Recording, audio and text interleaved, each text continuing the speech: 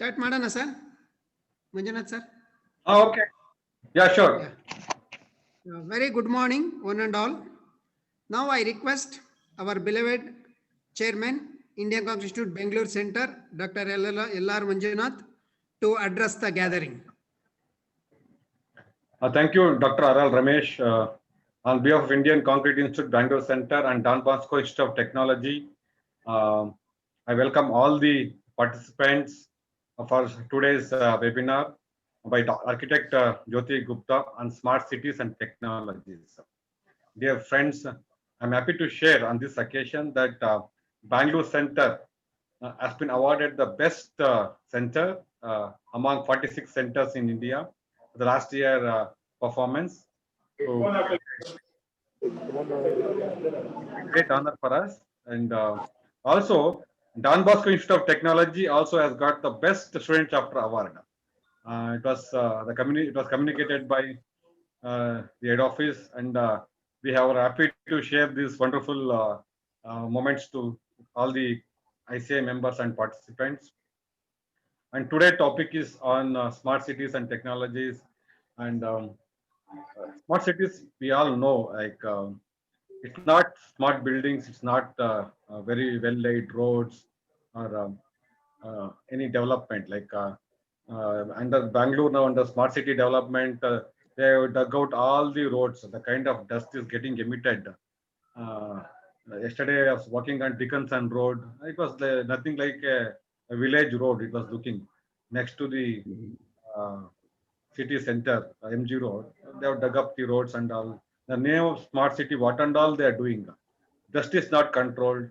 So if there is a way to build a smart city by digging up the whole road, making it unrideable, and what technology we are having, I definitely is not of the opinion that we should develop smart cities in a very systematic manner, eco-friendly manner, without causing much dust pollution to the environment.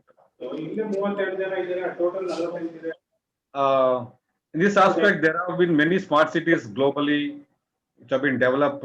Go to European countries, uh, Western Europe especially, and many countries, even in the Asian subcontinent, we have got many good cities which have been developed. So in India, we are in the name of smart city and all. I don't really know what and all we are doing. Whether we are going to really develop smart cities or uh, only on the namesake it will be smart cities, I don't know. But we have expert architect Jyoti Gupta. She has worked in India also with reputed companies like L&T, and now she is a data scientist in a London company. So he must be designing many smart cities globally with their organizations and all. So I request her to share her vision of a smart city, how it should look, how it should behave, and how we should perform as a city. It's not just buildings we construct, the roads we make, and all. A smart city is a way of life, means how it is very easy for a resident, inhabitant of that city, how easily you'll get connected, whether maybe transportation, travel, or facilities, healthcare, how easily you can access all these things, the click of a button. This is the concept of smart city. Sorry. So I request Dr. Ramesh to introduce the speaker, and we have the full session today.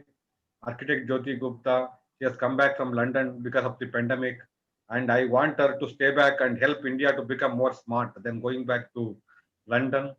So it's all I wish. I welcome to her to our ICI group also. Let her become ICI member and contribute. We are with open arm. We welcome you to contribute, associating with Indian Concrete Institute. It's not an any engineers association or somebody. It is association of all concrete related people. So people who are in the field can become members. So we don't have many architects in our group. So we want you to become member and contribute a lot for our fraternity. With these words, I would like to hand over to Dr. Ramesh once again. Thank you. Yeah. Thank you, Manjunath sir. I welcome the today's speaker, Architect Jyoti Gupta, for accepting our invitation, and she is with us, and she is going to deliver a talk on smart cities and its technologies. So on behalf of Don Bosco Institute of Technology and as a secretary of Indian Concrete Institute, Bangalore Center, I welcome you, madam, for this webinar. I also welcome the chairman of Indian Concrete Bangalore Center, Dr. L.R. Manjunath, for giving a brief introduction about the smart cities. Sir, on behalf of Don Bosco Institute of Technology, I welcome you, sir. And I also welcome the management, principal, and all the staff of Don Bosco Institute of Technology for attending this webinar. I also welcome all the attendees for this webinar. I welcome all the senior members of Indian Concrete Institute and all MC members of Indian Concrete Institute Bangalore Center for attending this webinar.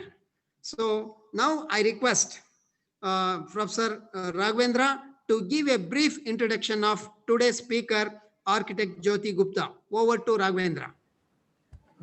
Thank you, Ramesh sir. It's my great privilege to introduce today's speaker, Architect Jyoti Gupta. So Jyoti Gupta is an architect, geospatial data scientist and smart city leader with more than 14 years of work experience in the construction industry. She has a master degree in smart cities and urban analytics from the University College London, Center for Advanced Spatial Analysis, UK. Jyoti is part of international client and market development as sales intelligence analyst at Compass Group, London, UK. She was the first single point of contact for all the CRM users in 45 countries. Prior to UCL, she was worked with Locus Architect and Planners, LIT and LIT Construction, Synergy, NCBS, and Cognizant, etc. Also, she handled project management in India for Tech Mahindra, Flipkart, Mercedes-Benz, etc. She has presented more than 12 papers on smart cities and spatial networks.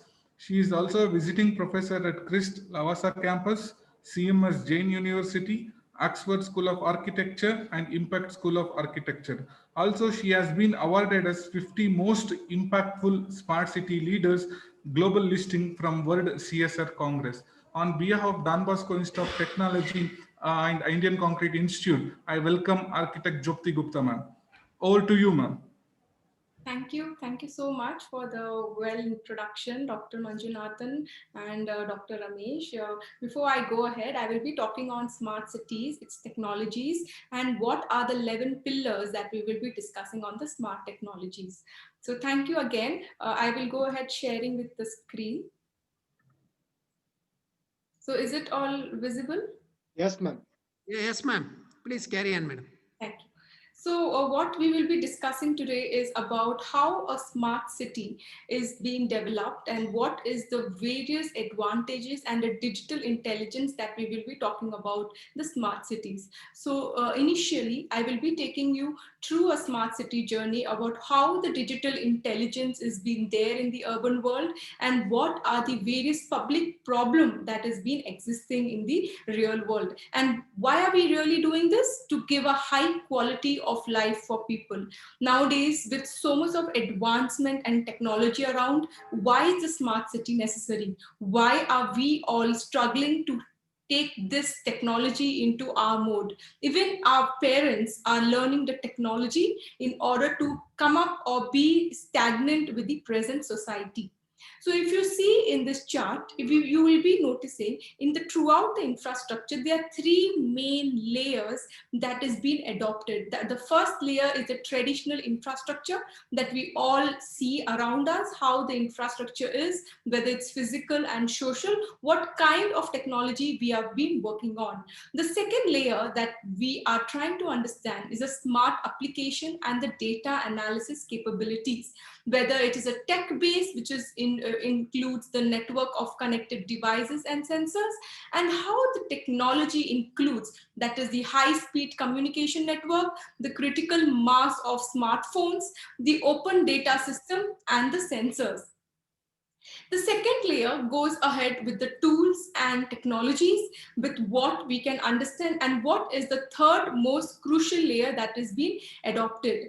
This data is being taken from McKinsey Global Institute. I would like to show you a small video so that you can have a look up of what actually a smart city is and what is the technology that we are. Cities everywhere are under stress, Can you see and my in many screen? of them, growth has led to. Can you see the video, sir? Yeah, not yet, madam. Just we see the only voice.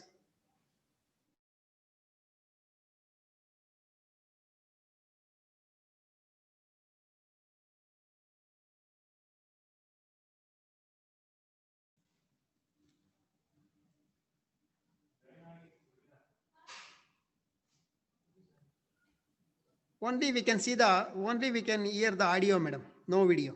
Okay, now you can see this video. Yes, madam. Yes, madam. Yeah, okay. Sorry for that. It was like I had shared only the presentation. Cities everywhere are under stress, and in many Now of it is them, okay. growth has led to growing pains, including traffic, pollution, and crime, to name just a few. But cities are also the world's best laboratories for solutions. They're applying data and technology to make better decisions and do more with less. Digital systems can make infrastructure systems more efficient behind the scenes, but making a city truly smart means more than installing sensors and software. It's about using technology and data to deliver a better quality of life. The McKinsey Global Institute looked at dozens of current smart applications to size up what they can do in cities with different characteristics and starting points. The results were striking. We found that a city of 5 million people could save 30 to 300 lives per year. Cities could shave 15 to 30 minutes off the daily commute. They could reduce crime incidents by 30 to 40%. And there's more. Cities could improve health, lower carbon emissions, and speed up emergency response times. They can make healthcare and local government more efficient and accessible. Digital apps and platforms can even help people feel more connected to their community. Municipal governments can't produce results like these on their own. Companies and residents play active roles.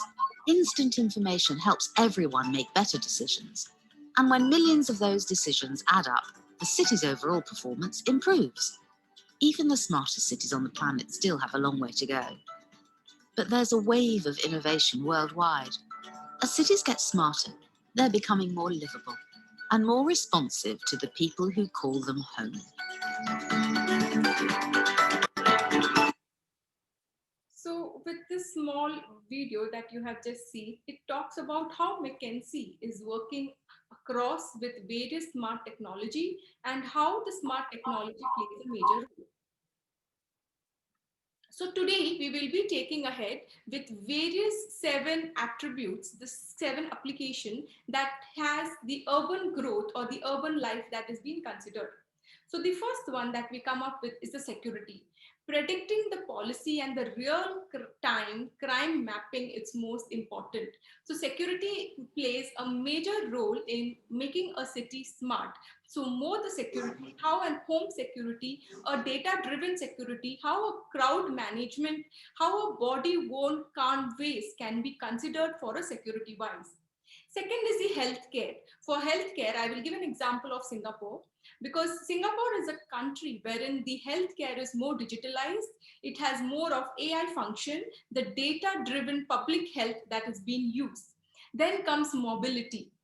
Definitely, being in Bangalore, we all are facing challenges in mobility and the threat of how the vehicles are moving across and what are the different ways we people can tackle the solution. So mobility includes smart parking, real-time navigation, the smart parcel lockers, how the intelligent traffic signals plays a major role, wherein we can stagnate the traffic in one particular location and divert where it's really required. So this kind of planning of mobility is also a major factor for smart technology. Next comes energy. When we talk about energy, the first activity as an engineer comes with the building automation system, the BMS. The building automation system, the home energy automation system, the consumption tracking, the smart street lighting, that is what's the most advanced part that we all see, the dynamic electricity, the distribution of automation system. Then comes water.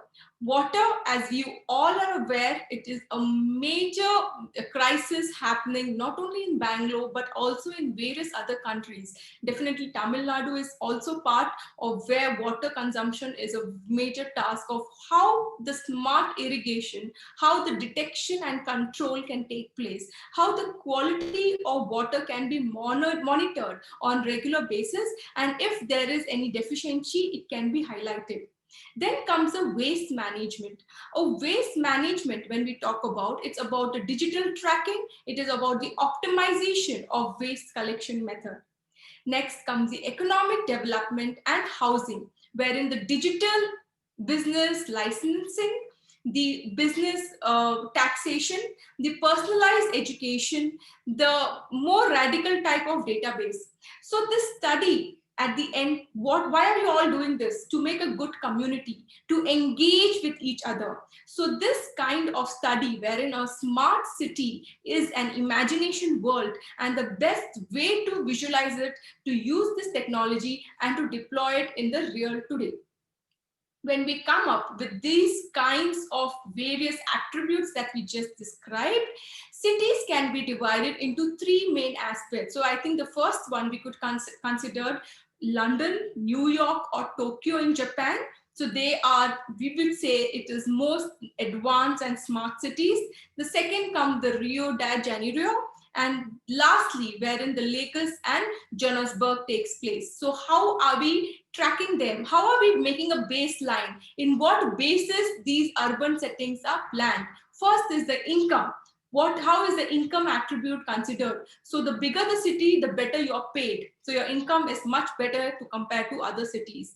The fatality rate, how the fatality rate is being encountered, the crime incident that is happening in that particular city, the average emergency response time. If you have an emergency, at what time you're getting a feedback? When is the police reacting to us? So this is the emergency time that is being calculated. The commute time, that is the mobility, is also a very important aspect in our technology part. How the government and the healthcare takes time to respond to our feedback. What is the disease that has been burdened per capita? Like you all are aware, COVID-19 has been a major disaster, not only throughout the world, but also in the future, what it can have an impact for.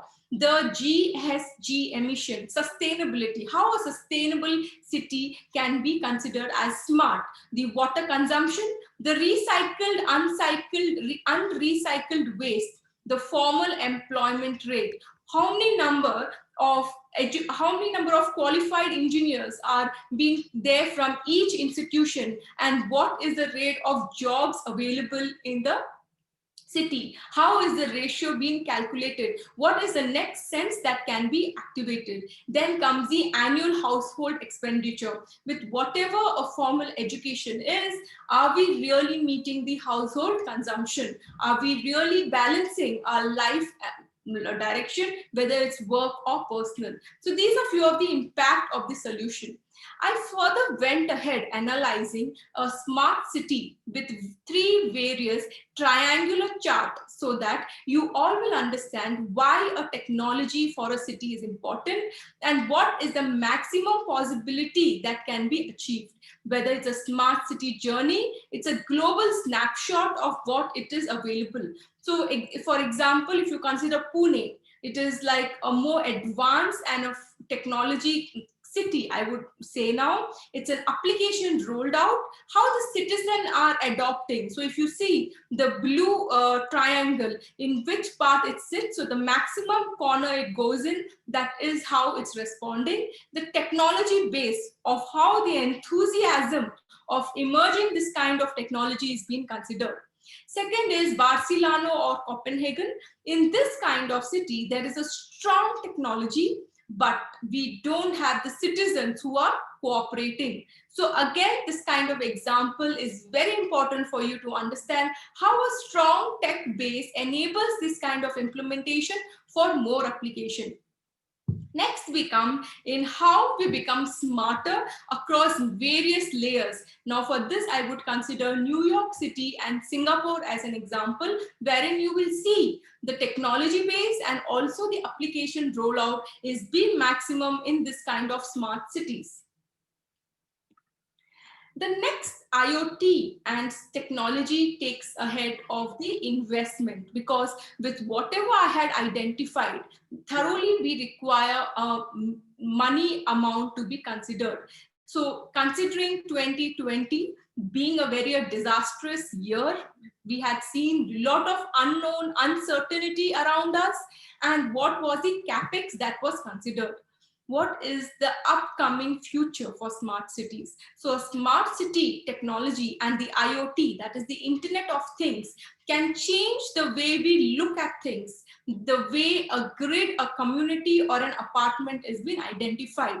It is why it is because of the connected sensors. It is about the smart lighting, the smart meters, which analyze and collect the data.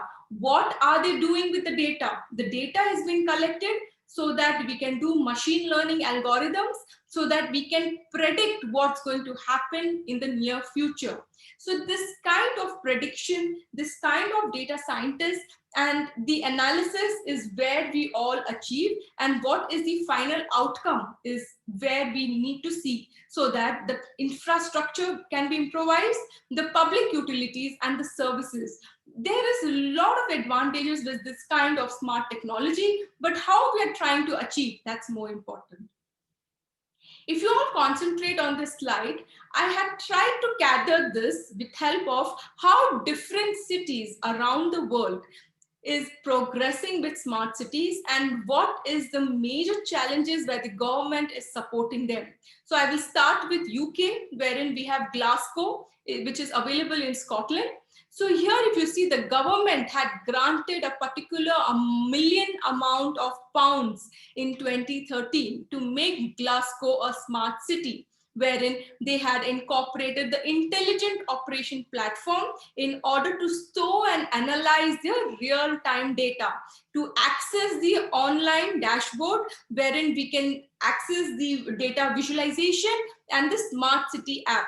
Next, they had organized hackathons to develop built app. What do you mean by hackathon? Now, I was just having today's Times of India, wherein agriculture is, the government is organizing hackathons for the agriculture industry, because I think you all are aware how the farmers are requesting and they are taking a mode into different format. So that is how hackathons plays a major role, and this technology started in UK. Definitely hackathons is being developed for each and every aspects of data that we have been considered. The next thing that Glasgow developed is the street lighting. Why is the street lighting that efficient? Frankly speaking, street lighting is not only just providing lighting to us, but it also measures the air pollution. It also calculates and levels the footfall in the street. This helps us, and it detects to identify what is the trouble that that city can face, and security wise, what kind of development is being seen. So this kind of example that is being dealt as Glasgow. In India, when we come back, so as you all know, our Modi government had planned for 710 million pounds, and wherein the project was to consider satellite towns to be developed into a larger city. So definitely when a British chancellor discussed about how the UK companies can exploit opportunities in India and what is the different technologies that they can introduce. And some of them are like Honeywell, like ABB, Cubic, Siemens, Oracle. They are all planning to invest in India so that we can see how this kind of technology is being developed. I would also like to highlight an example of Spain. If you all notice, in Spain in 2010, European government had backed up of the porting system of 180,000 people, wherein the sensors were attached to the buildings for about 33 meters in order to monitor the carbon, noise, and light. 75% of those were the fiber networks and 25% were all on 3G. So during the 2010, there was 3G that was more developed in Spain, and how the irrigation system can be reused in the parks and gardens, and also that can monitor the moisture and the rainfall content to save money and water. Definitely police officer have to wear belts with sensors so that they can identify dangerous gases, the substance and temperature in order to ring an emergency bell so that to detect that there is something that is fishy around it. So this is what the Spain as a country was developing and how this technology was used. So this is a small analysis that I would like you all to please concentrate, wherein we will see how the data is being measured from the time you travel from your home to your office or to any other place, and how the data is calculated unknowingly. And this unknown data can be used for us for prediction and various other aspects of a personal life. So if you all notice, we know that what is a time that we are traveling from one place to another. Our data with the help of our smartphones is being tracked. When we are parking a vehicle, the sensors will advise us where is the vacant parking available. This is the smart parking industry. Now, if you come to the infrastructure, when you talk about infrastructure, how the various aspects of data is being monitored and what is the sensors advising us to which place we need to do the smart parking. So this is what the geographical data helps us. This is what is a geospatial analysis. This is how a data is being captured from any city, any street, any layout for a data scientist like us to analyze and to have a more detailed setup of how data can be used and can be monitored in different aspects without we knowing that our data is being used by other citizens.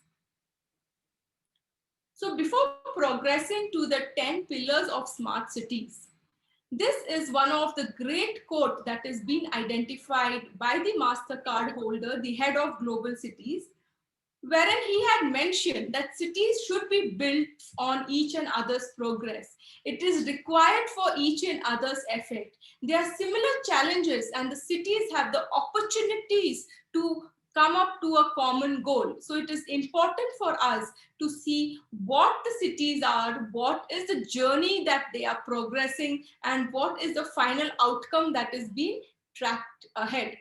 So if you all notice in this 10 pillars of smart city transformation, which is identified into 5 different gradings, whether it's non-priority, medium priority, and a very high important priority, it comes up with the fundamental pillars and the tech-enabled pillars. Now, this research of a 10 pillars of smart cities is to work of what benefits that can it be considered, whether as an urban leader, you are approached to identify the issues that is faced by the cities. The most successful city creates a roadmap and try to build up both fundamental and a tech-enabled pillars. If you talk about foundational pillars, it comes up with the governments, that is very important for a development of smart city, the economy, the talent of what is there within the individual and what we can consider our talent to nurture, the funding, what is identified by the government, the infrastructure. I think that is a major task for all of us because being part of a concrete institute, developing our infrastructure, having a connectivity between satellite towns, and what is the final outcome, that is our foundational pillars. Then when we come up with the tech-enabled pillars, we talk about mobility, of how a smart parking is being identified with the help of sensors. What is the environment that is available? What is the safety of a public in that particular tech-enabled pillar? What is the health that is being identified? How the health care service is being supportive? And finally, what is the pillars that is being considered, payment mode that is being considered? If you're all aware about various kind of e-payments that is happening with the UPI, with the Google Pay, with the barcode, that is how the technology is trying to pay. And definitely if this kind of technology has been introduced, so there are also various others reason also that they are not that successful, and there are some lags, and as a human we need to be very stringent about what is the various aspects in the security part.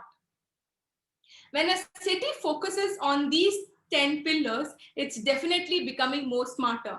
As I told you in my previous slide, New York City it's a different parameters compared to London. Whether it's Bangalore or Pune, they have different kind of smart technologies they are incorporated with the existing history behind it. So it is important that a smart pillar priority can be identified with the level of maturity. So the smart mobility, what is who is a leader behind it, whether it's a beginner, the environment, the governments, public safety. Sorry. Any questions? We'll take end, madam. Please proceed. Sorry for interruption.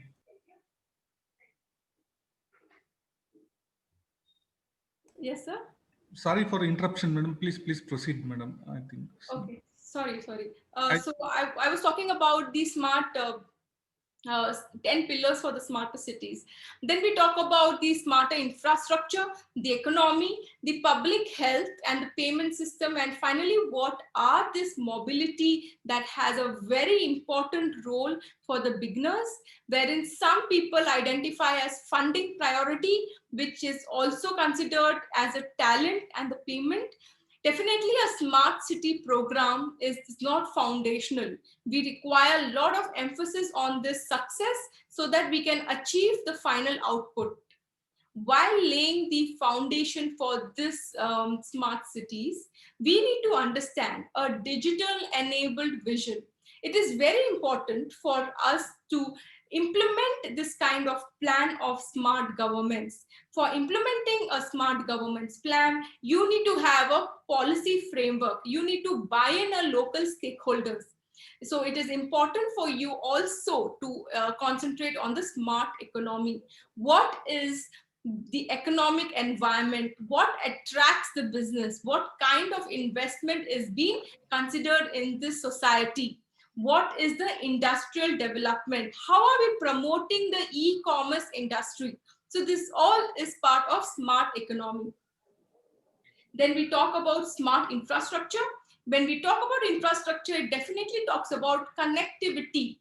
Connectivity, it is to optimize to the buildings. The connectivity happens through roads, the telecommunication, the water, and the other foundational services. A smart talent is required to have a strong academic and a cultural foundation that attracts the talent, encourages innovation, entrepreneurship, and finally nurtures the skill needed for a public and a private sector. A smart funding, I would say, it is about the budgetary control, the private sector partnership, and the new business model which have to finance the sustainability smart city program, which ultimately leads to a self-funding. When we talk about smart governance, so smart governance is about, I could say it's a very important part or a keystone for building a successful smart city. So first, to analyze this smart city, we need to know what is a tech enabled vision for the city? What is the cohesive implementation of this kind of city to deliver it into a manageable and a cost-effective way? To be a successful urban leader, we need to understand the importance of the expectation of the local citizens. Like if you see in today's environment, the farmers are fighting for the right. So why are the local citizens, that's the farmers I would say, are not being addressed? Why is the government taking so much of time to meet their expectation? So as an urban leader, as the smart governments, these are the basic expectations so that a local citizen can be abided to the government and also can be supportive. So this is very important for you to ensure the alignment and also to buy out the different policies. When you have a policy framework in mind, what is the innovation that takes place? What is the adaptation of the smart technology into driving a performance? Definitely, this kind of city does not focus on building up city leaders. Like we cannot totally be dependent on city leaders like Mr. Modi, but we need to assure that our government is supportive and they will help us to lead a smart city journey. So this is one of the quote which is being mentioned by Accenture Global Head, Mr. Jen Hewitt, wherein he said, successful cities reinvent themselves through a relentless focus of providing the value of the citizens, business, and employees. It becomes very efficient and effective to be responsive. So it enables you to have an ability to predict and plan for the future. So this is what the smart governments is all about. And if you see how I try to calculate for each and every city all over the world. Now, if you concentrate on Copenhagen and Chicago, these are the priority of how each stakeholders is considered. And when you see Shanghai and Moscow, these where the grades are coming at about 2 to 5.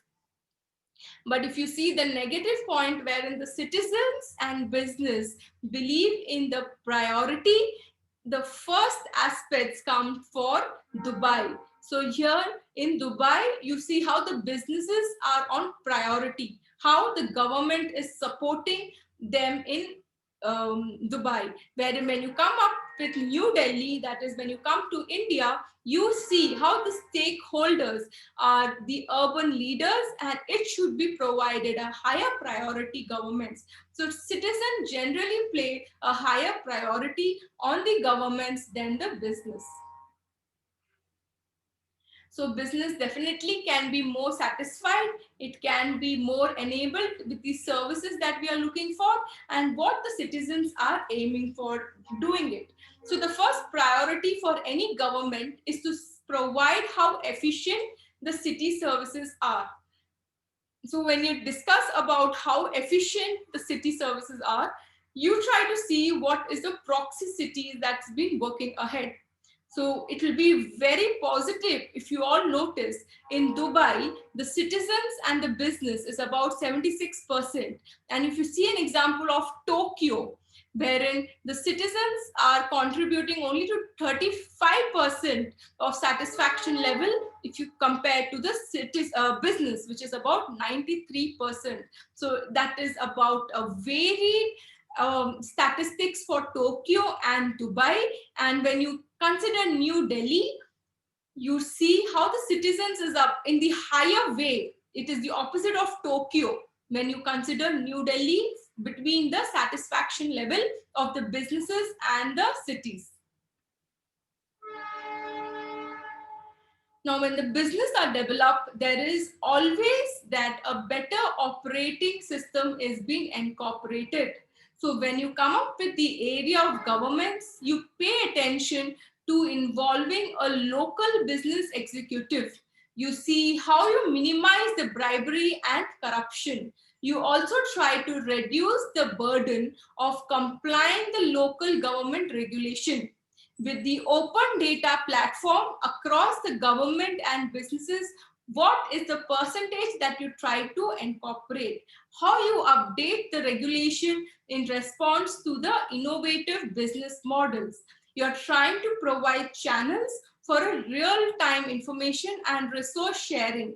So it quickly evolves the city that affect my business about where actually the government is taking part. How we ensure a stable fiscal environment. It is very important for you to access the information and to see how the data can be managed in our business. So it's definitely ensuring a stable policy environment and also the business incorporated with various cities in efficiency. So what level of attention is required for your city in your city governments? When citizens are more satisfied, they live in a smarter city. So when you talk about a city where you like to work, you like to start a business, you as a citizen will be more happy for them to stay. You will plan to buy a house, you will make your kids educated in their local schools. So this is how the citizens develop themselves. The citizens have a good quality of living in that particular city, and they aim to be settling in that city. So how the citizens are satisfying to make the city smarter. I hope you all notice in this slide, you all will know how happy you are in that particular city, and if you plan to relocate, what is the clauses, what is the disadvantages that is stopping you to stay in the city. So this is how a citizen's view is very important for you to identify how happy you are in the city, whether we can make the city smarter.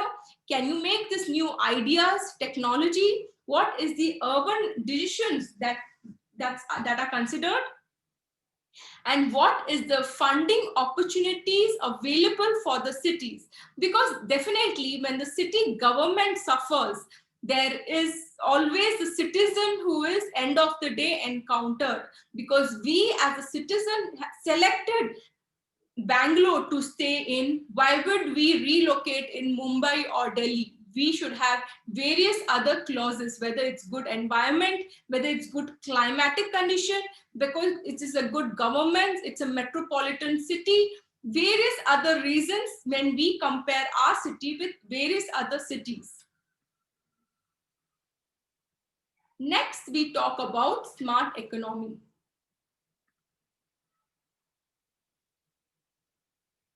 So when we talk about a smart economy, we discuss about the cycle of economy.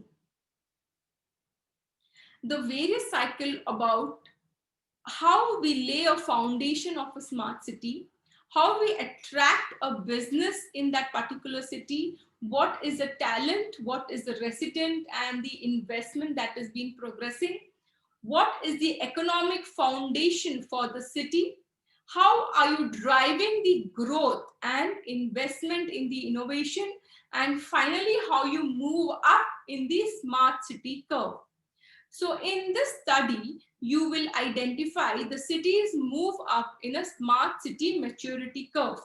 You notice how the high priority on economics, that is 43% of beginners prioritize on smart economy, 66% on transitioning cities, and 88% on the leaders. So city adapts the economic model and make it a better equipped and to drive the economic growth. So it is important for you to make it competitive, to make it more applicable to what businesses and you attracted in that residence, which gives you a cycle of economic growth.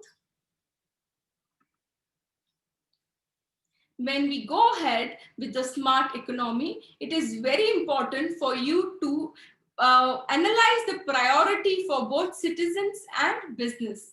So if you see what is the priority and in which country you see what kind of priority is. If you see the advanced market with the 70% economics, then the emergent market, it is for the 3 advanced proxy cities, which is of a deep dive analysis. Chicago, Tokyo, and Athens, which is giving a more smarter economy and has a high priority for emerging market city. Definitely Dubai, which is one of the identified cities, countries, and both for the business and for the cities when you compare with the other countries, whether it's Chicago or Tokyo. Why is the economic issues that important compared to the business across maturity? Now, it is important for you to understand the maturity level about this and every aspects of the business. Whether you're improving the business attractiveness, you're ensuring the income equality, you're driving the development of economy, you're coping up with the population growth. What is the building jobs and business opportunities that is being considered? It is important for us to have the healthy business environment because companies often have a rank economic crisis, whether it's high to low or whether it is in different statistics of analysis. How important it is for to understand these issues in different stages of smart city maturity. So the business in the beginning cities are concerned with better building jobs and the opportunities that come up with the maturity curve. So definitely a smart city leader, which tend to attract more people, see up with the business growth and critical issues of an analysis. Now we talk about the smart infrastructure. So before we go into detail, I would like you to concentrate about what the CBRE director, Mr. Richard Holleben, have told about smart city.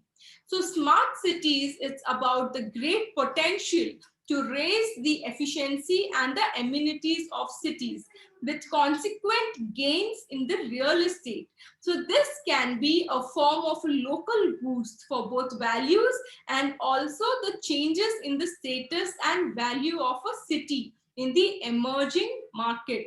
Even the CEO of Pinoni, Mr. Anthony Bartolania, has mentioned that the smart city solution ensures the optimization of the investment that have an impact on health, safety, economic development of communities around the world.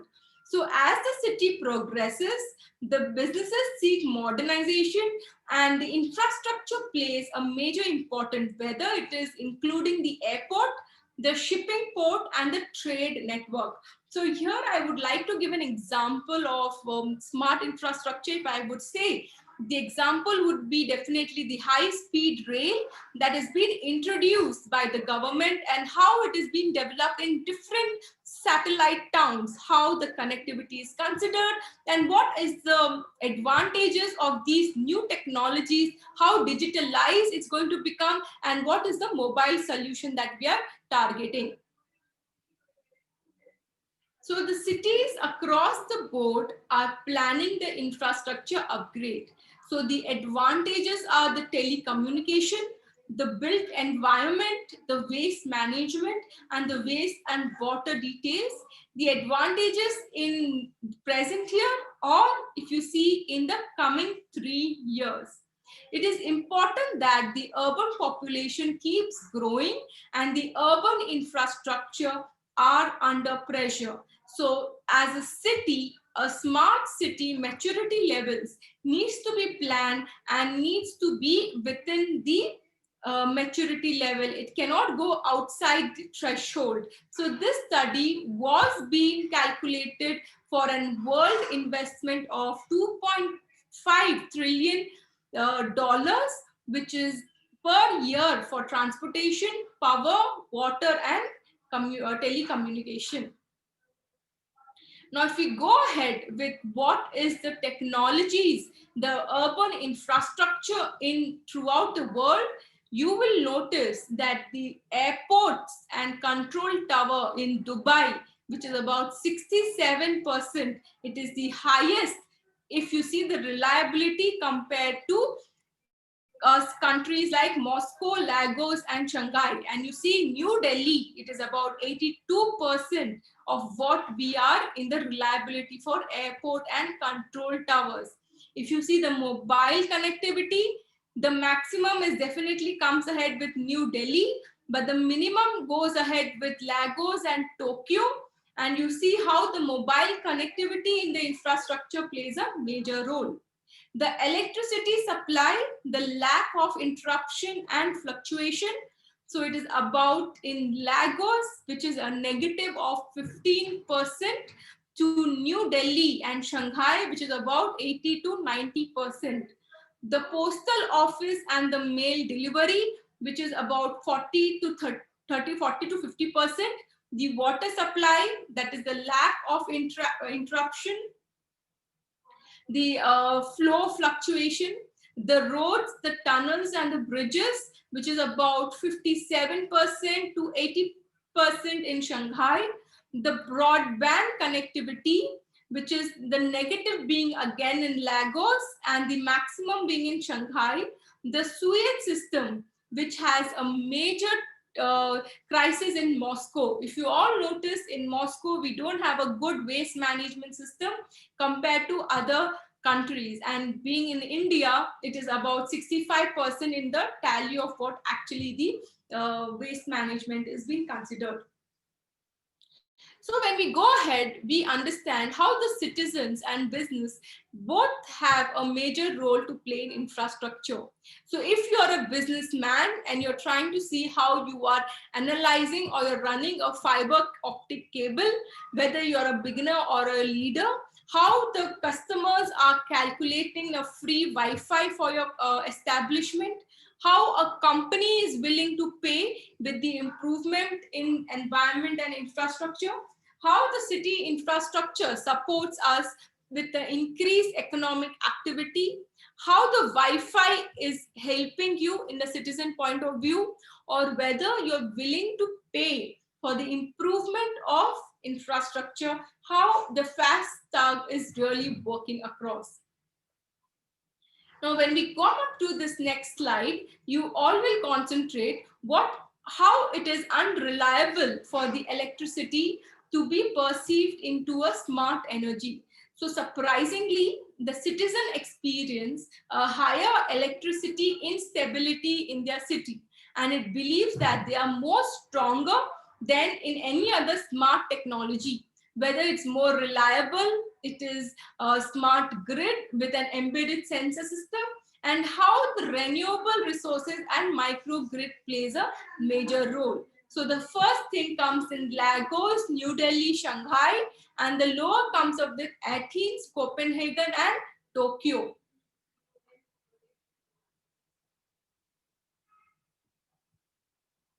Now we talk about the smart talent. When we talk about the smart talent, I would like you all to concentrate what the Harvard University Professor Hedberg have mentioned.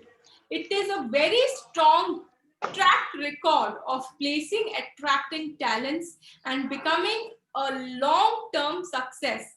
So it is important that University of California, Berkeley, Professor Eniro Mortiro had mentioned that smart, innovative workers like to be around the smart and innovative workers. So it's important that smart workers likes to be around the smart workers. So it's a very good example if you understand how the college graduate, when they accept a job offer, they try to select your best friends also for a similar kind of job offers. That's what we try to understand. How you transform the besties around you. You always be successful when you see your friends also are getting successful with the same knowledge and power what you are achieving. So this is very important for you to identify how a city with an excel of excels and growth of both robotics and AI is being identified. It is not invented overnight, so we cannot say that this kind of technology was definitely being used, but Carnegie Mellon University, which has a robotic institute, they have defined the moment in which they like to play how the cities is being developed and what is the remarkable transformation that is being considered for this kind of smart cities.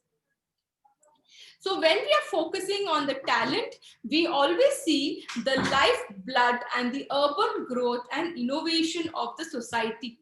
So it is important for any talent to see how the proximity is being analyzed. Whether it is Chicago or Madrid, it's Dubai or New Delhi, it is important for the citizen to have a higher priority both in citizens and in the business that they have believed in. When I take you to this slide, I would like you all to concentrate how a smart city leader is trying to nurture their talent and the digital skills that they have been achieved. It's important for you all to notice that how the quality of public education is available in our city. So we need to see how Bangalore has a good quality of education that has been available, not only in the government sector, but also the private sector. What is the businesses that they have a strong link in their academic community? What kind of connectivity that we all have, and what is the academic growth?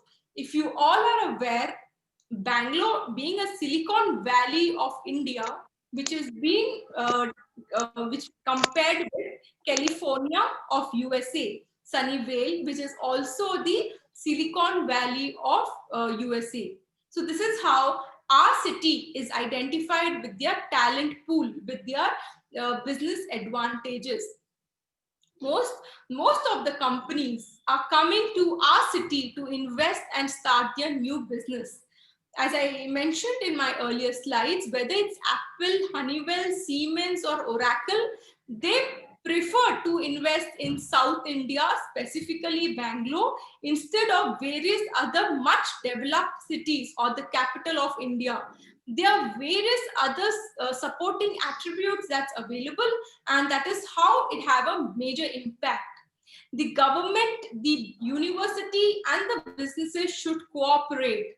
Now that we have an advantage, we should also take care that our government is supporting. Definitely, if we don't have a supporting government, this kind of businesses will be lost and will be gone in different other cities. For example, we have lost various other industries and they have switched to Hyderabad. Why are our businesses not successful? Are we overconfident, or we are too much bounded into a central zone of Bangalore? So there are again local governments which has a very strong link, and why the businesses are moving across. If the business is moved to Hyderabad, how you're trying to move the talent pool?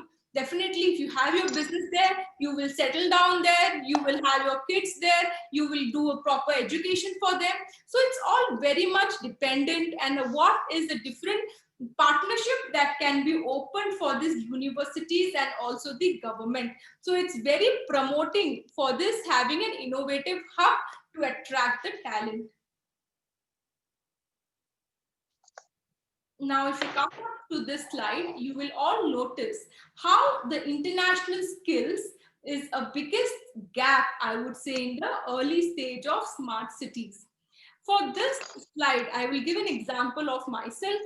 When I was working as a full-fledged architect and manager in the largest company in the world, I would say in India, there was a lot of things that I was experiencing, but there was something that we all were missing, is the technical skills. Definitely we are more than qualified for our job for what we are appointed, but having an international skills is really very important, because the experience that we gain, because what we don't get it in our country, definitely we understand with other countries by visiting there, educating ourselves, and then coming back to your country and incorporating that kind of international skills. So this is what the gaps can be hidden.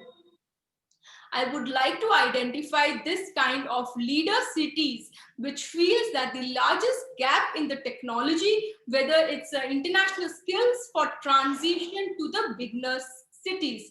So this kind of crucial data skills and the ability to connect through the global market space is an important factor for the smart cities and the success of any potential smart city development. Now we will go ahead with the funding. So smart funding, which is about 54% of urban population which are living in the present cities. Now, if you all notice with this quote that is being said by Oracle director, finding money for an innovation project is difficult, but how particularly you're shrinking the budget, that's important. How you are modernizing from the front and back office, and what is the aspects of cloud monitoring that you're working on. The associate editor of Smart City Council mentioned that the cities simply don't have any pockets.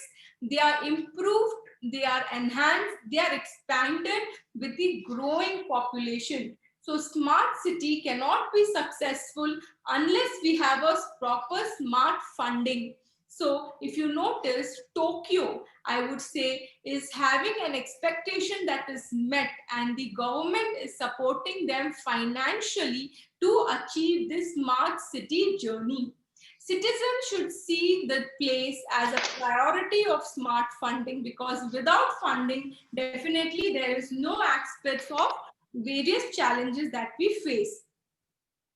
Now, if you notice this slide, I would like you all to concentrate on the challenges that we all face in smart initiative, whether it is from the energy and environment, the mobility, the congestion part, the climate changes, the livability, the happiness of the citizens, the health of the public, the economic development, the changing demographics, the diversity, the inadequacy of the infrastructure, the urban population growth, what is the high crime safety that has been incorporated, the housing affordability, the housing and office space available in these cities, the political barriers, the attraction of business, the income inequality, the education, and finally the budget constraint. So these are the requirement that we all need an additional funding for any cities. Now, when we go ahead with the financial shift, you all see how a city can be funded in different smart cities program. In 3 years, what we see now and what is the changes that we survive. So whether it come up with the revenue share financing or the concession financing, the sales and lease backup or the federal support. With the use of these kind of support, it is important for the cities to have the reliance on the support, whether it's 58, half of it, or how it is surveyed. A federal support which jumps up to 70% to 39%.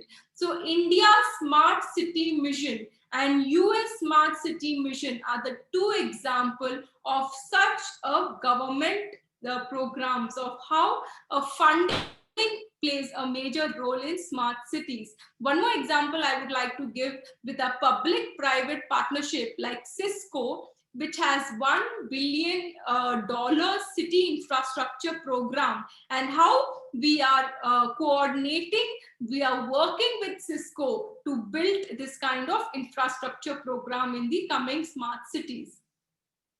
So when you go up with a smart city, you come up with the other 5 pillars of technologies. One is the smart mobility, the smart environment, the smart public safety, the smart public health, and finally you come up with the smart payment system. So when you come with the mobility, you see the integrated transportation options, including both public and private services. The smart environment, which talks about sustainability, the energy use, the resource allocation through innovative solution and local commitment. You talk about smart public safety, that is the use of technology and innovative solution to prevent the crime and emergency in their public safety. The smart public health, it's a digital enabled device and diagnosis tools which helps to monitor the medical services and have a remote access of medical health in order to have a good quality of life for the city dwellers. Finally, we talk about the smart payment system, wherein we use credit cards, the mobile apps like Paytm or Google Pay, or the digital payment mode, which enables a faster transaction in the city. So first, when we talk about smarter mobility, what are we really talking about? So the director, Mr. Mark Saunder of Center of Excellence for Cities from Ferrovial Services mentioned, smart mobility is a significant opportunity for a city government because it offers multiple benefits, including time savings and emission improvement, as well as giving a boost to the local economy. So it is important for a smart city, for a future of mobility to be a more model transportation system. As we all see, a smart city has developed with a wide array of smarter transportation, whether it starts with ride sharing, that is you have various kind of public sharing, private sharing, ride sharing like Ola Share, which is being introduced, the public transport or the combined autonomous vehicles which is used in the future. The second aspect that we will be talking about is the bike and car sharing, wherein we will be talking about how the car ownership of bike and car can be controlled, about the travel speed, the congestion and reduction in congestion, and the pollution reduction. And it helps in promoting the public health. The smart transit system, which talks about the speed transit times in reducing the waiting and ease of congestion, the pollution of riders from the bus or train arrivals, and how you're managing this kind of the fleet deployment. Then we talk about the real-time transit mobile apps. Now, this mobile apps definitely helps to reduce the wait times and increase the user satisfaction by alerting the riders for the arrival time for the public transportation. Now, the smart traffic signals, which is a real-time traffic flow in order to save time and the fuel for the drivers and for easing the congestion and pollution. Lastly, we talk about smart parking, which provide the drivers with the real-time location with available parking space in order to reduce the time spent for searching and as a result of pollution and congestion. So the future of mobility, definitely when we talk about the public transportation, we talk about the personal vehicles, the taxis, the biking system, walking, which is very much influenced in the Western countries, the car sharing and the autonomous vehicles. Now we talk about how each and every individual, when we talk about ride sharing, what is the information that we gathered from each countries, whether it's Dubai again, wherein they say 59% prefer using the public transportation compared to the ride sharing. And if you see New Delhi, again, they prefer 57% says we are okay to use public transportation comparative to 29% of ride sharing in New Delhi. Because again, the security plays a major role. The urbanites have a major investment in the wider array of transportation.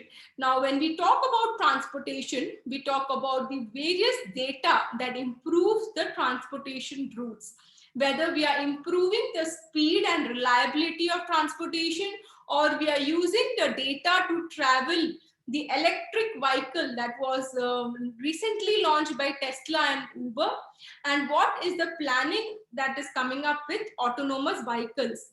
Again, if you all notice, there is also drone system or driverless trucks that is used for moving the goods from one country to another, which is very much automized, and how the city is becoming more technology. When we come up with this kind of technology, we are also focusing of how the city governments plays a major role in supporting this technology with levels to the stakeholders that is already available. If you notice, cities like Chicago, Shanghai, or Copenhagen focuses on mobility and the citizens which accept of how the businesses needs to be running. Now, if you all concentrate on this chart, which is really important and also focuses on the traffic management, whether a smart traffic management reduces congestion, to what degree of investment is being considered, and what is the system that requires the growth in traffic management. So I think if you see the bubble, the regression plot, you will see how Lagos, Moscow, Shanghai, and New Delhi are in the severity of congestion compared to Copenhagen and Tokyo, which is well matured and have a better strategy in mind for traffic management. Now, when we come up with the traffic management, definitely we would like to talk about what is the signal, traffic signal, how smarter are they? How does smart traffic signal reduces travel and pollution? So as per the study by Carnegie Mellon University in USA, a smart traffic signal can reduce overall traffic time, which is about 25%, creating a benefit not only for the city, but for the community. What happens is it helps to save time, it helps to save fuel, the frustration of the drivers, the congestion reduction, and also the productivity and the citizen satisfaction is being increased. So this smart traffic signals is very much important. Now we go ahead with the next step. We talk about the mobile app for traffic system. So when we talk about the mobile app, it is important for us, for everyone, to analyze how the data reduces with the wait time and increases. So it's very important to know how the mobile application helps also to increase in the rider use. So this kind of improvement is used both for usage, the accuracy, and the functionality of the data in the traffic data that is being considered. Now, going ahead, we will be talking about smart environment. What is smart environment? An environment and the climate change that two or more urban challenges is being going through, that the cities hope to correct through the use of smart technologies. So despite the recognition of environment, there is about 20% of 136 cities which has advanced waste management because of the air quality that they have achieved, and also with the slighter level of ecological issues. So it is important for both the citizen and the business to have a priority on the environment improvements, whether we can do with predictive analysis or by focusing on renewable energy.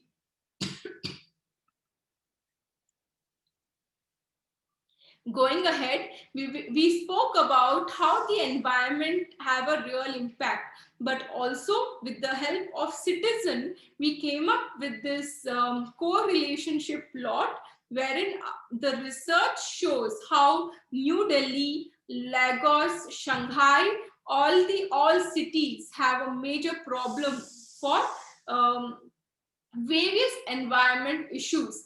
Now, whether we are talking about air pollution or whether we are talking about environment and infrastructure, environment is the major concern. The quality of public parks, the street cleanliness, the sewage disposal, and finally the water quality that we having a major concern in any city. Now, when we talk about the environment, it's very important for us to understand the challenges that the environment is facing. So the first challenges that comes up with is the energy and the environment, the mobility and the congestion, how the climate change, the livability that takes place, the public health, the economic development, the urban population, and later we come up with the high crime statistics. Later, when we go ahead with the smart grid, it's important for us to understand how this kind of integration is being considered and what is the smart grid, the utilities that's happening within the efficiency of the users. So this is how the carbon dioxide emission of each person each year is calculated. And when you check in this plot, you will notice Dubai and Tokyo, which is in the not that severity of pollution detection sensor needed compared to New Delhi and Shanghai. Now the next process is to understand what is the air pollution of each city is having an impact, having a negative impact on the business. So it is very important for you all to understand what is the dirt, what is the negative impact that is being calculated, what is the environment friendly solution for this kind of business plan. Where is a smart technology located, whether it's smart windows or smart lighting? How your company is playing an important role in improving this kind of environment and infrastructure.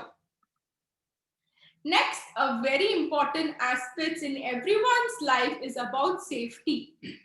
So if you see, the police commissioner of New York City, Mr. William, has mentioned that the precision policing representing the next phase of revolution. It draws the innovations like the database tool and the criminological advances, that is the quality of life that is policing. We believe that a city, a town, or a neighborhood can be make a place more safer.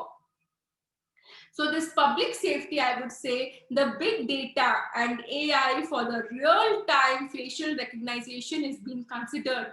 The drones are being used for searching and rescuing the missions.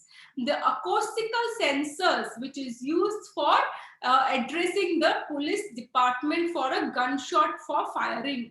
The body cameras, and finally the smart street lighting, which is very important for your safety. The next level comes up with the crime in the cities. So it's important for you to analyze how the perception and the actual level of crime is considered. According to the survey, there are 11 cities which are the purest, and definitely our country is there in one of them, while as the other cities like Chicago has a relatively less carbon crime, but have half of the citizen who is addressing the government that is agreeing to it. When we talk about the crime, we need to understand how the overall satisfaction of the cities is being handled, how effective it is to see the smart policy. So it is important for you to understand the maturity stage, whether it is a Chicago-based country or it's Lagos or Belo Horizonte. Here the cities are using smart crime technology, which is very much identified and noticed. So in order to predict the crime, in order to visualize, the study by UCLA, wherein we had taught about predictive policing, which reduces both violent and property crimes. So there is a model which talks about predictive modeling. It also talks about how the cities are being benchmarked, the pain, the suffering, and the cost loss what the victim faces, and what is the final justice that they have been considered. Now, the next that we will be talking about is the public health. So here, as I was giving you an example of Singapore, we will be talking about Copenhagen. It is said to be, it is identified by the WHO that it is the healthiest city in the world. So the city like Copenhagen, wherein the health life is in a better attractive cycle, it has abundant green space, it is a balance between work and life, it has a better air and water quality, it has a better healthy eating and quitting of smoking reduction. So the mayor of Copenhagen has mentioned that health is not a goal, but it is all about how you enjoy the life. So Copenhagen is a use of smart technology wherein the health of the citizens plays a major role, wherein 83% of the medical records is what the doctors have been mentioned. So when we talk about the smart health technology, if you all see this plot, our country and China is facing a major health problem, because I think you all are aware, even COVID-19, what we have faced, it is all because that we don't have a good healthcare facility. The healthcare technology, the smart cities, which has a good healthcare and it needs to develop, is what we need to concentrate. So this is how the health technology is being calculated and how the public health for the beginners of the city is being considered. So when you talk about the telemedicine, how many countries manage to work on telemedicine, non-infectious disease? It talks about how there is the world third leading cause of death in 2030. So they mentioned that there's a disease that's going to come up in 2030, which will cause an impact for the death. So this is a prediction, how they have come up with COVID-19. There is another thing that's coming in 2030. So let's wait and see what we are going to get. But as these kinds of prediction are being made, it is important for the government to see how the health services in any country be modified and upgraded with the present population of the country. The last part that I will be talking about is the smart payment. So if you see the smart payment, it talks about the digital payment that we are talking about. So if you see a professor or the dean of Tufts University has acknowledged this cash paradox. While if you notice, a poor man's best friend is about the burden of about how a smart payment is being considered, how we check the fraud, how we accurately cash handling. So this is the businesses that you are seeing all around the cash payment, whether it's debit card, credit card, the mobile banking, the wire transfer, the stored value card, the check, that is the cashier receipt, the cash and currency, and finally the money order that we usually consider. So this is where we come up with the consumer and we talk about how the cash, the mobile banking gives a percentage of a company revenue, and typically when it comes for the payment in the instruments is being required. So the payment efficiency can be also being categorized into beginners, transitioning, and the leaders, and how the survey is being analyzed for payment efficiency for the maturity level. This is again in the reduction level of the economy. So before closing, I would like to highlight these kind of technology is being used in these countries, and I would say the best example is in Korea, that in Seoul, that's South Korea. Second is Germany, and third is Singapore. And we, as in India, is coming to the 18th number of smart cities. And this is what the plan is. In 2030, you will see how 43 mega cities are developed, and in 2050, that is 30 years from now, you will see how the global warming is being addressed, the carbon dioxide reduction, and how the safety of the smart city is being considered. So this is what the CBRE director has mentioned. The winning combination of investment and the urban experiences is very important for a sustainable management and resources. So with this, I think I will close now. I will thank you, ICI, to giving me this opportunity to be part of concrete session of this webinar on today's the last day in 2020, and I thought I give my best so that it will be useful for all our friends who are our students and also our future. So with this, I would like to thank you all. Yeah. Now I request Professor Raghavendra to take questions. Thank you, Ramesh sir. Thank you, ma'am. Yeah, 1 minute, Wonderful. Raghavendra sir. See, Yes, the sir. feedback link will be uploaded in the chat box. Please fill the feedback form and get your certificate. Yeah. Go ahead, sir. Yes, sir. Before Q&A, I would like to congratulate Jyoti Gupta. Excellent presentation. Really, we have heard many smart city presentations, but this was something completely different, world-class presentation. I hope that you have got a lot of scope in India itself to develop more smart cities, educating people, educating smart city developers, maybe contractors. Maybe we'll have one more presentation from you, inviting all smart city developers in Karnataka. 7 to 8 smart cities are there. Contractors will invite, the agencies also will invite them on behalf of ICI, and have one more session so that it will really beneficial to them.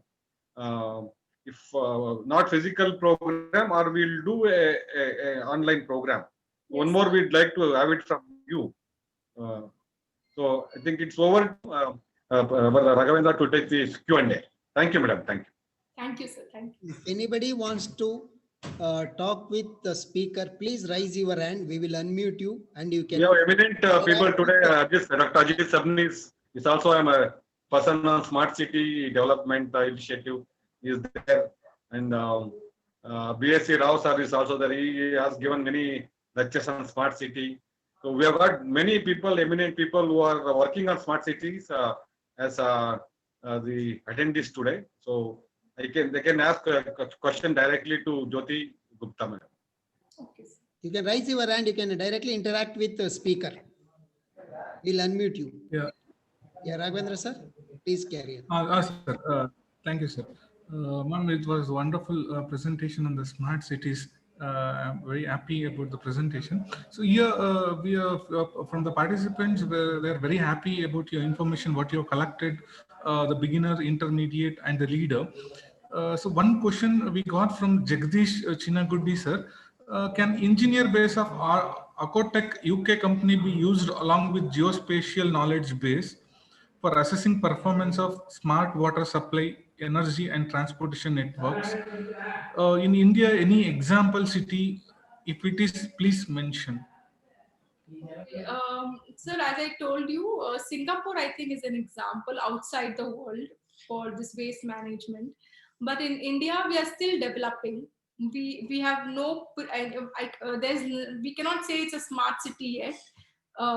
There are a lot of cities in line. It was launched in 2016, definitely. And you all know why it's getting delayed. So till now, there is no full-fledged smart city in India, but we are in the transition phase, and the deadline, what the government has mentioned, definitely it will vary with various other reasons behind it. So, and the waste management and the various other aspects of the geospatial analysis is also part of smart cities. So I would say that in India, no, we don't have a full-fledged smart city. We are working on it, and we will see how it goes ahead. So this example that I mentioned is, I want you all to be aware that what other countries are doing and what opportunity we as a younger generation country has and our future goes. So that is why I thought I will give you this main examples. Thank you, ma'am. One more question from Kalgal sir. He's also one of the eminent speaker for us for many programs. He was asking very systemic analysis you've done. Congratulations. Can you please let us know what are the criteria applied to categorize cities as beginner, transition, and leader cities? So we have a good view of how Delhi fares with various other cities across the world. Is there any possibility of getting a picture of how different cities within India fare? So if you talk about India, we already have a phase that has been identified in 2016. There is also predefined states saying that 100 smart cities, if you all remember. Again, there are few cities that is add-on. So there's 100 plus smart cities. So to start with beginner transition for India, I would say that you all are aware that if for example, if I take Bangalore, if you say Bangalore is already a smart city and we are developing Mysore or Devangiri because they have IITs introduced, but can the same technology be updated what's there in Bangalore? No. And with the time and the cost that we have, that is also plays a major role in these satellite cities. So it is very important that the urban infrastructure, the connectivity, the various aspects of technology being incorporated in the satellite towns, so that we can say that they are in par with Bangalore. And definitely Bangalore itself is not a smart city. And to develop it to a smart city, we need to come up with the various 10 pillars of what I have identified. So we have a lot of opportunities to grow as a smart city and to grow and be a full-fledged city like a country like Singapore. We have a long way, and I think we need a lot of funding also. I think that is what I would say for our country. Can I ask supplementary there, Raghavendra? Please, sir. Please, sir. Yeah, nice presentation, Jyoti. This question was from me regarding is there any laid down criteria to categorize a city as a beginner city, a transition city, and a smart city? That is my first question. Could you please clearly explain if there is a criteria or there is no criteria? Because I may consider my city as a dumb city. Somebody may say it is a smart city.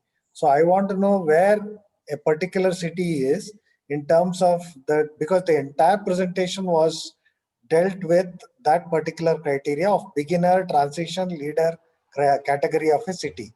So how anybody responds and what are the requirements and so on. So I want to know if there is any written down criteria for categorizing a city as beginner, transitional, and smart city. Yeah, sure. So thank you so for your question. What I think you have seen in my slides, in my initial slides, how I categorize the cities is 10 main factors. I would also show you a slide again. It's basically how you categorize the cities, whether you have a good income, whether that city is supportive in all the technologies. So there are few parameters that is being streamlined and identified. And with what rating is that city being provided in that parameters, it's important. And in that basis, we can say, okay, if Dubai has identified, is Saudi also have the same face? If you're getting the same income, what you're getting in Mumbai, are you getting the same income if you're getting in Hyderabad or Kolkata? So they are few parameters that any city is identified, and you as a citizen will get a feedback of how we will categorize these cities. So I would say, yes, there are some parameters that is identified, and there are few buckets in which the cities are dropped, in which bucket it belongs to, with what the features of the city is available. Okay, got it. But now again, how much finance is good, how much finance is very good, and how much finance is not good enough is again a very subjective thing.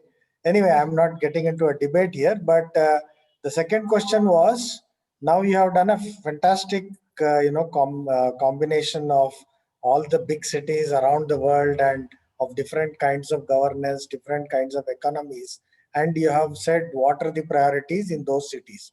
So right now, okay, we get to know how we are faring with respect to all other cities across the world. But what is of most importance is what's happening in India. India itself is a country of countries. It's a huge country with different aspects. So can a similar study be made for India for, let us say, at least 50 cities? Let's not go for 150 cities, so that we will also know whether we are prioritizing correctly or not. Very good question, sir. When I was in London doing this research, definitely as a being an Indian, I would love to do a study in our country. With, as you said, we have various states and how the government is supporting. The information the challenges that I faced in doing this study is, firstly, our data is not documented to do a study. Like, I really don't have any information what's happening in the western part of India compared to the southern part. How the income is being calculated. What are the various level? Me sitting in Bangalore, I have the data, what's happening in Glasgow, what's happening in Scotland, how big is London, what is the traffic management that is being taken care. Why? Because we have the technology in place. Why the data is available online? As an engineers, we can get the data, we can predict it. But if I get the same data for in India, that's not available, because this kind of open data is still not launched. If it is launched, it is being tracked, or privacy norms are there. Again, as you know, there is a lot of crime that is happening. If this data is being released, how the different statistics plays a major role. So I would say that, firstly, we don't have enough data to do the study for our cities in India. If we have the data also, definitely this kind of transition phase, what I have created, if we do it for India, definitely it won't be in the same par what we see it for other Western countries, because that growth itself is not happened. So if we are doing a smart technology, that is why a technology is being introduced in a city like smart cities, so that all the data is being tabulated. A data scientist can work on it, use machine learning algorithms, and predict what can happen tomorrow. So that is why this kind of open data system is available in Western countries. We try to do this analysis, but doing it in India, we don't have that access to the data. So I think that is why that's a major challenge. It's what we are facing.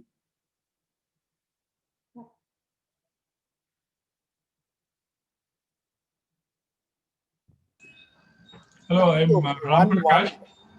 Hello. Okay. Hello. Go ahead, sir. Yeah, I'm Ram Prakash here. Jyoti, that was a fabulous presentation. I have only one question to you. The different models that you incorporate for all your evaluations, do they change with respect to each country? Is the first question. Depending upon the parameters of each country, maybe even social or otherwise, for a development situation. That's one. Second one, if you took on 100 scale, in the international scenario, what would be the score of the best top 5 cities in your smart technologies? Great. Thank you, Dr. Ram Prasad. So the first question that you asked is that how we score these kind of, like, are you using the same modeling? So definitely, we unless we use the same model, we cannot do an apple-to-apple comparison. So we use the same modeling, only the difference is the data. So what data I collect for New York will be different for London. but the parameters will be same, like the population data, the census data, the demographic data of London will be different from New York. China data will be different from India. So, but the modeling will be same. So yes, I would say the model is same, only the data is varied, and that's why we get a different, we are able to do a comparative analysis so that we can talk about which country is in which level.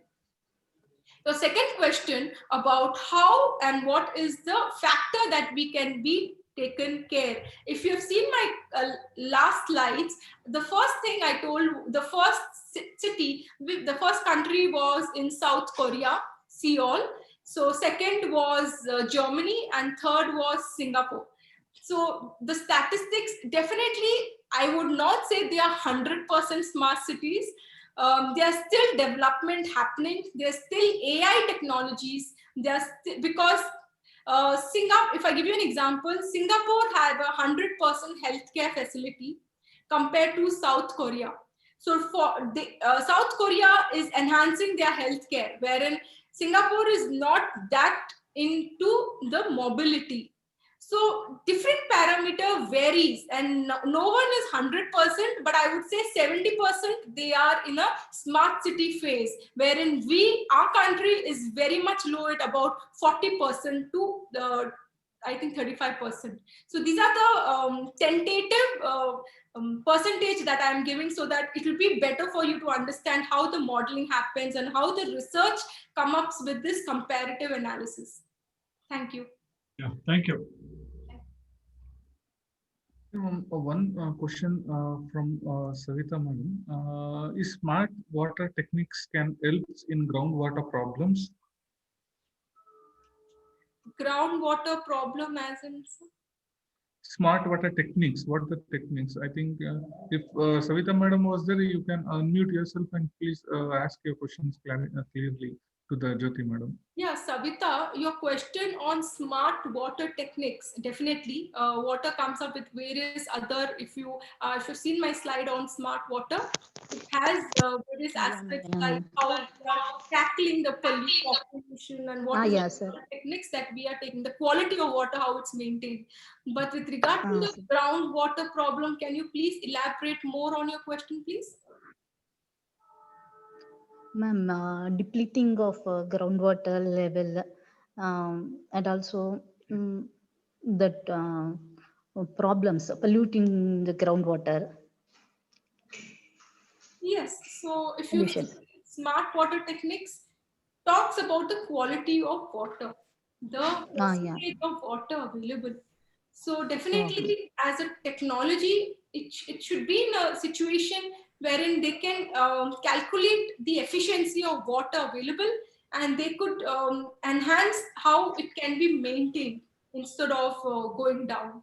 So yes, it takes care. Yes, ma'am. Yeah, thank you, ma'am. Can I ask one more, Raghavendra? Please, sir. Sorry, I am butting in too often, maybe. No, sir. My question is connected to the kind of spending that we are doing in India. Basically, in every city, there are two categories under which the finance is given.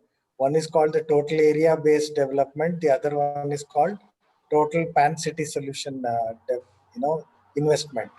So pan-city solution is the one where all these smart technologies, communication, data logging, analytics, etc. are coming. So from what I have information, because total area development is actually the development of infrastructure. It could be road network, it could be sewer network, it could be water supply and what have you, or decongesting, slum redevelopment, etc., etc.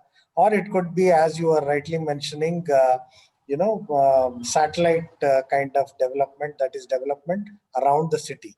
So from what I get from the government sources, 1,64,000 crores is going for area-based development itself. Whereas for pan-city development, which is connected to, all these technologies and services coming in, about 39,000 crores is going. So it's a big difference. So maybe for our country, area development is the first focus, and a lot of money is going there.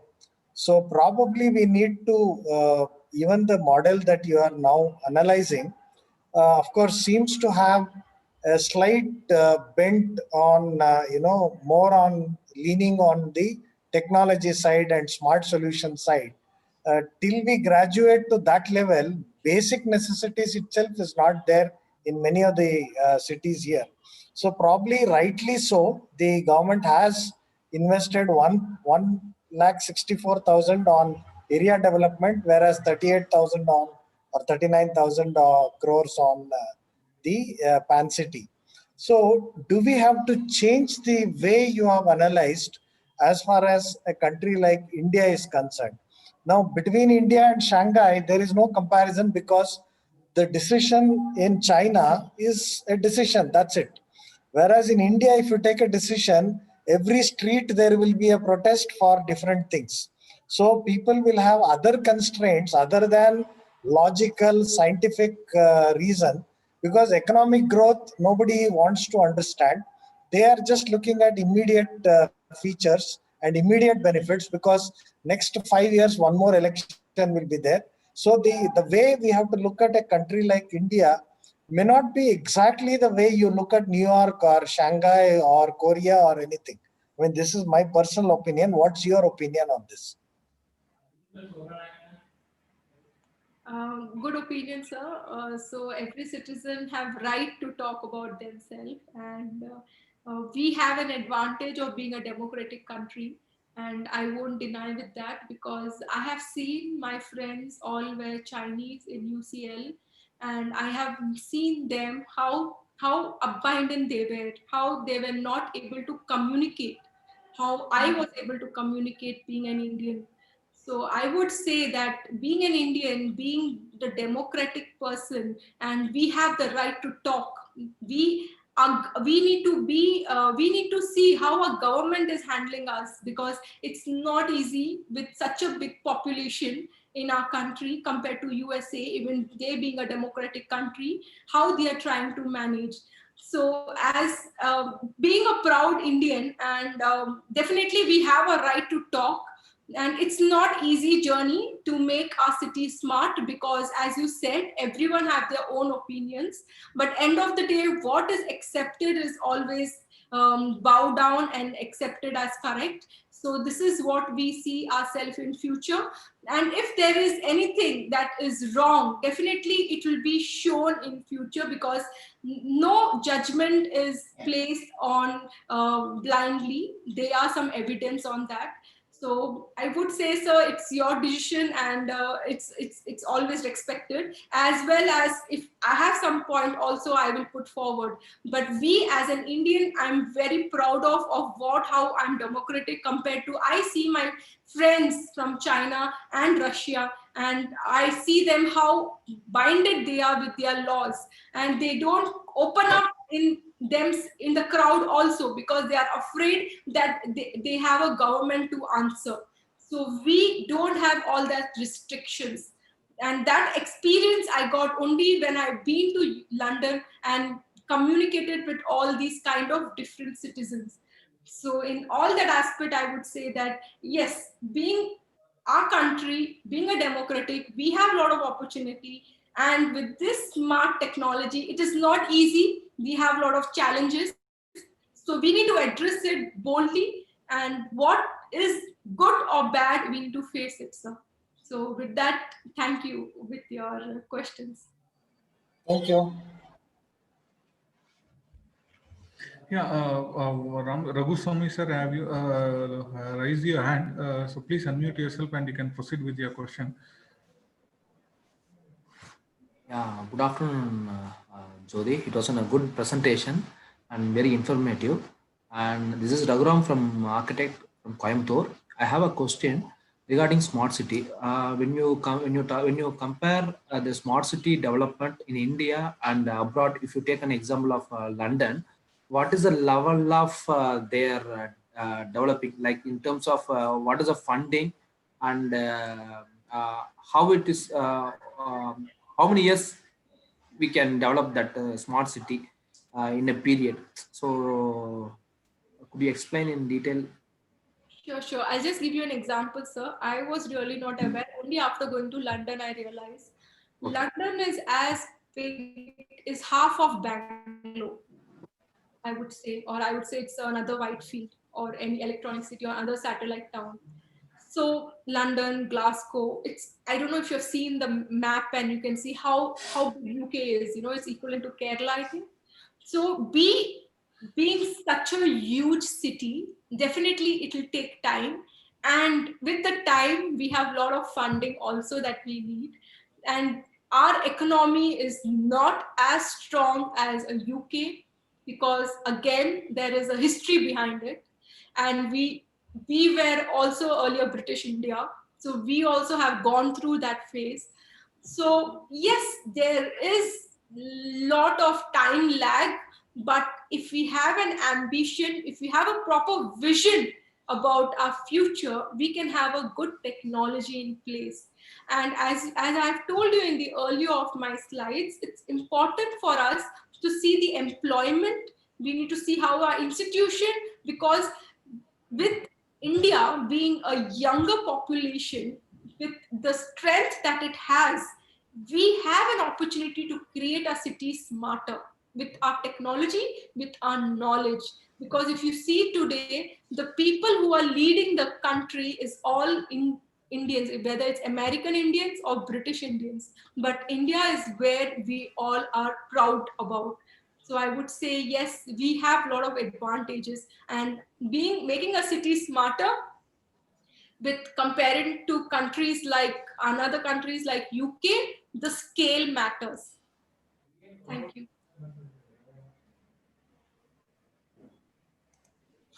Joginder Pal sir, have you raised your hand? Can we please? Raghavendra, Madam has given a wonderful lecture. So there are so many questions. It will take a full day to answer everybody's query. What I suggest that you collect all the questions and we will send it to her. Last question we are taking, sir. Last question. We'll wind up, sir. Within another 5 minutes, we'll wind up, sir. Yes, sir. Please keep it short, sir. Jogendra, sir. Please proceed. Good afternoon. I am Dr. Joginder Pal Kukreja from Dehradun, Uttarakhand. So, as I know that Beijing has got the magnetic strip for the blinds. So, is there any criteria for the smart cities for the inclusive growth of all class of these societies for their growth? So can you elaborate, like what classes, sir? Like, I didn't get your question.